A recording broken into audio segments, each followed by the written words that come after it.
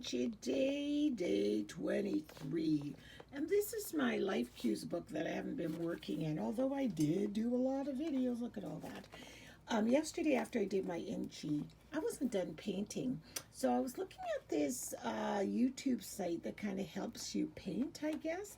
And so I painted this picture here of an Africa. And I think it turned out not too badly. So what I'm going to do today is try to recreate this on there. I'm not going to do the giraffe. I'm just going to try and do that side of it.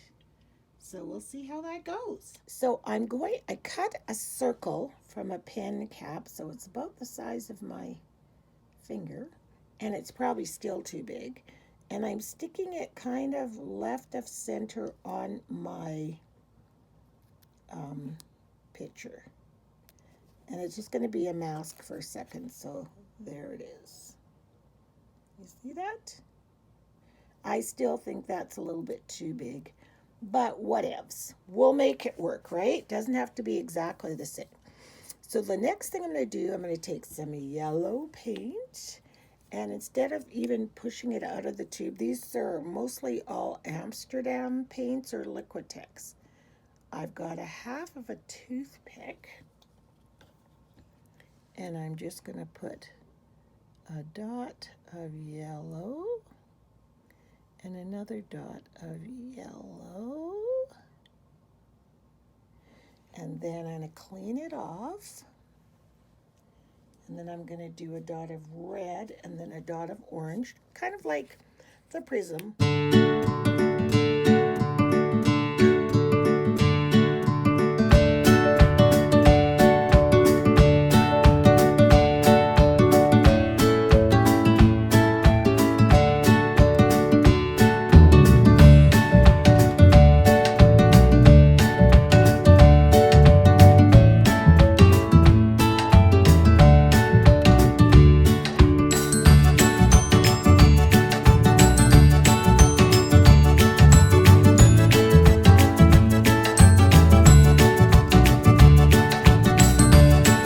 And forth with my square paintbrush, starting at the bottom and kind of remembering that once I bleed it into another color, to clean it off as you go, because I noticed that on my big one. I was like, why does it just look like mud? And I had to start over again. Now I'm going to drag some of that white into here before I clean it off. Then I'm cleaning my brush, and then we're going into the orange. And so what we're building here is our African sunset, and there's not a lot of orange in there. So let's go up to the violet first, and then we will rectify what's missing down below. So I need some orange in there. I love that deep violet. So just take a little bit of orange. I just thought it would be really fun to try to recreate this painting, because there's a lot of red and that red violet in there. So let's just do it there. That gives it nice. Yes, yes, yes. That's a nice swatch of orange. It's kind of going to be not your hillside, but just, it's just your, this line doesn't have to be straight. Just gonna be kind of like so. So now this is dry, I am going to take just little bits. I'm using my toothpick again, pretending it's a palette knife, but it's not, it's a toothpick, because you have to think on a smaller scale. And I'm just going to kind of drag it randomly across the sky where there might be little tweaks of light come out. Just a little bit. I want the toothpick line, but just little wisps of that under and around the moon here. I want it to just look a little brighter, obviously, because it's the light of the moon. So yeah.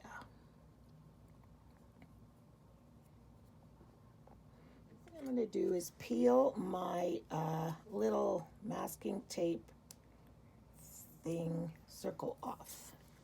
So I just have to lift it up first just to get it started.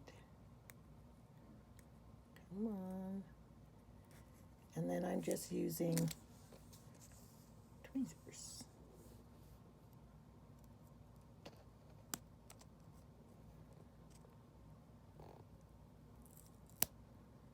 There we go, perfect. Almost perfect.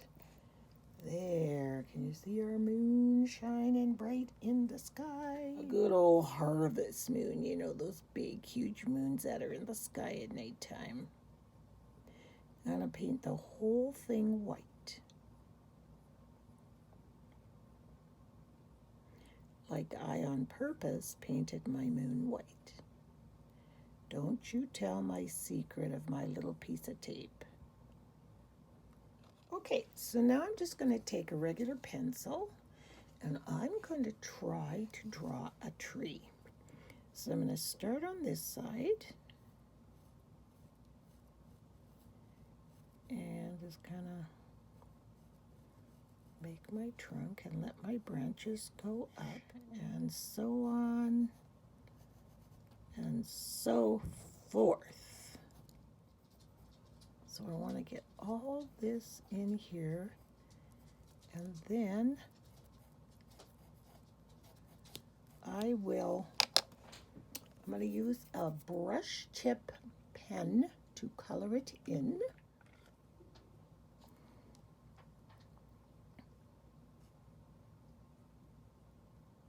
So far we have that.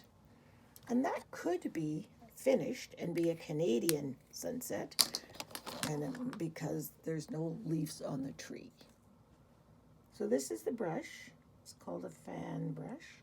But what I'm going to do is only put paint on one part of it, like right there, instead of getting the whole thing all dabbled up with paint. Putting my paint over here. And then, let's see, then I don't have to worry that I've got the whole brush of paint to worry about. And then I'm just going to start dabbing up at the top and all around and bring this part down a bit like an umbrella. The very last thing I'm going to attempt to do, and I have to find a very fine pen, really fine, is to make, oh, this is really fine. And it writes pretty good. In the background, way back here, we're going to have some birds flying, one like that, and a really small one. I have to whisper because